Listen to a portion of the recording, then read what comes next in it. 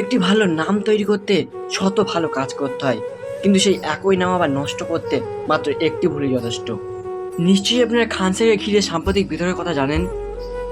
একসময় মানুষ তার প্রতিটি পোস্টে লিখত খান স্যার বিহারের মুখ্যমন্ত্রী হওয়া উচিত, অথচ আজ সেই একই মানুষের পোস্টে অনেকেই সমালোচনা করছে।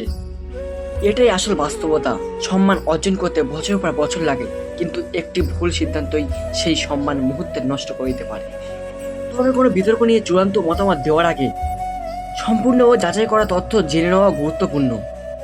তো এই বিষয়টি নিয়ে আপনার কি গুরুত্বপূর্ণ মতামত তা কমেন্টে অবশ্যই জানাবেন। কথাগুলো সঠিক মনে হলে লাইক কমেন্ট শেয়ার করে ভালো থাকবে। আর দেখা হচ্ছে অন্য কোনো ভিডিওতে খুবই তাড়াতাড়ি। ততক্ষণ ভালো থাকুন, সুস্থ থাকুন, বাই।